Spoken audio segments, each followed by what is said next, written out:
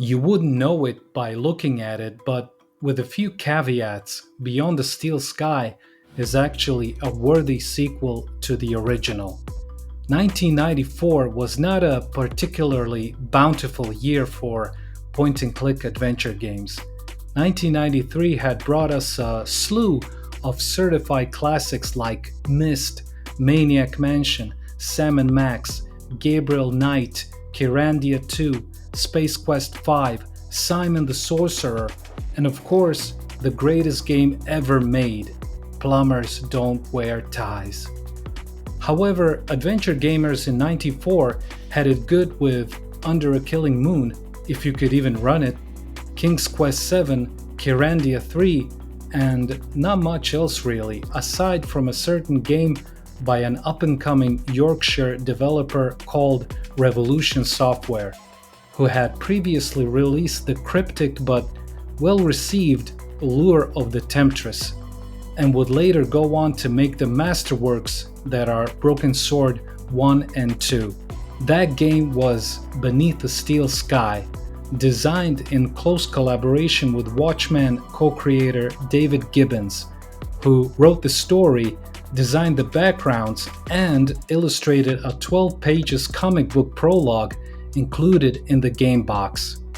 Beneath the Steel Sky was a sci-fi dystopian tale dipping into horror, intended as a bridge between LucasArts' slapstick humor and Sierra's more serious tone. The result was arguably one of the top 10 adventure games of the 90s, and if you haven't played it yet, it has been released as freeware on Steam and GOG for well over a decade, so there is no reason not to play it now. Gibbons has worked on 2000 AD and it shows. Union City, where the game took place, was Judge Dredd's Mecha City 1 by another name, a sprawling walled megalopolis smothered in rust and smoke, surrounded by the wasteland left after the bombs fell. Ruled by a tyrannical AI called Link, the people of Union City are starving, oppressed by corrupt officials and looping bureaucracy, curbing personal rights and social mobility. Living in the Gap, the barren outskirts of the city formerly known as Australian Outback, a man named Foster is abducted by mysterious forces who fly him into the urban center, where they crash, leading to his escape. Using his engineering skills, Foster fashions Joey, a snarky robot companion, to help him make his way out of Union City. As it is frequently the case for such revivals, the sequel takes place 10 years after the events of the first game, seeing Foster sneak back into Union City under an assumed identity on a rescue mission after witnessing the kidnapping of a friend's young son. It's a similar premise but adopting a completely new style, which is the product of the intervening 2.5 decades between the two titles. The 2000s hadn't been kind to Revolution Software. After the often overlooked In Cold Blood in 2000, their offering consisted of 2 lackluster Broken Sword sequels, a handful of licensed shovelware, and a number of externally developed Broken Sword 1 and 2 remasters met with tepid reception. It wasn't until 2013, with the excellent return to form that was Broken Sword 5, that the studio found their feet again. In light of all that, when this sequel was announced, it was inevitable for it to be met with a degree of skepticism, especially since it was a fully 3D game with direct control. Considering the 2 Broken Sword games that nobody liked were more or less the same, only with fixed camera angles, the omens were bad. This is something that Broken Sword 5 had wisely eschewed in favor of hand-painted backgrounds and a point-and-click interface. On top of that, the game presented itself with a Telltale style cartoony look and was announced with a poorly put together trailer at an Apple Arcade event of all places, leading many to incorrectly assume that this would be exclusively a mobile phone game when it was scheduled for release on iOS, as well as everything else under the sun.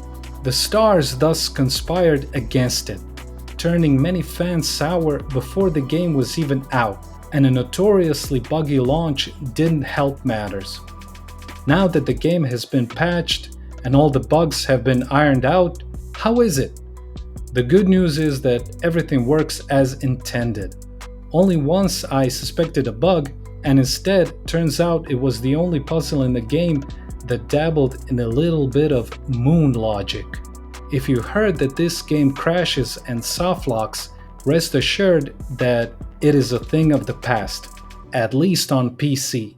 Aside from the traditional use X on Y, the main mechanic for the puzzles here is a hacking tool that opens some very interesting possibilities.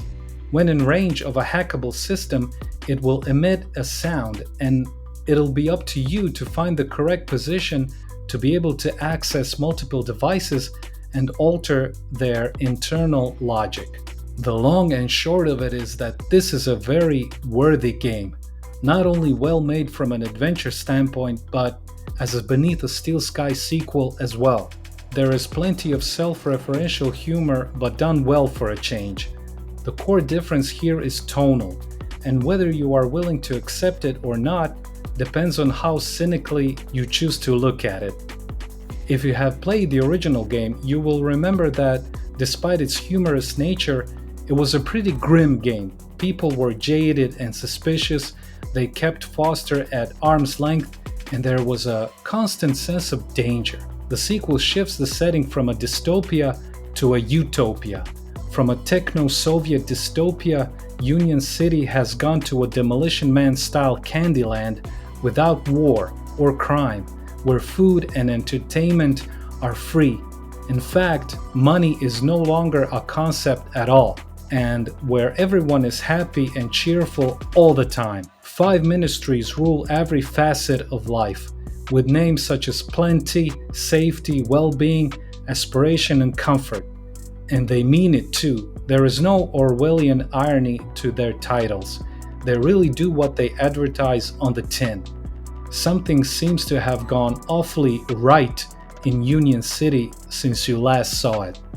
You can probably already see the issue here. We've gone from a grimy world full of deception and intrigue to a hollow-lit paradise where everyone is friendly and happy, at least on the surface. As a result, everything is completely safe. No more swearing, no horror elements at all. No more aggressive behavior from anyone, no more occasional gory deaths. Even the city's motto has gone from an ominous "be vigilant" to "keep a smile on your face." Now, this works in context because the game world has changed and the way it interacts with the protagonist changes accordingly. But you'd be accused for thinking this is a choice born of the need to market the game to a new audience, namely the sort of people who game on an iPhone and may not react too positively to the darker themes of the original. Be that as it may, you should be prepared to delve into what is essentially the telltale version of Beneath a Steel Sky. How much of a deal breaker that constitutes is up to you. For the first 2 hours of this 10-hour game, that is the feeling one gets. Fortunately, after that introduction, you will once again be paired with Joey, who brings a very welcome sprinkle of callous humor to the game, just like he did in the first one. Think of a slightly less murderous HK-47 from Knights of the Old Republic, and you'll get the idea. Joey really was the heart and soul of the original, and this is where this sequel begins to adhere to that formula in important ways. It also helps that the voice actors reprise their roles for both Joey and Foster. At least I believe so, since they were uncredited in 1994 and I couldn't get positive confirmation. The lesson to learn from Beyond the Steel Sky is that first impressions matter, and you should be very careful in the sort of perception you convey for your game, especially when it's a sequel that happens 25 years after the fact. If you are a Beneath the Steel Sky fan and have avoided this game because you became convinced that it was going to do you wrong, you can safely put those fears aside and enjoy a very competent, if a bit tonally disappointing, adventure game whose heart is in the right place. They even brought Gibbons back to co-author the story and produce a comic book intro. It may not be as good as the original, but how often a sequel actually is.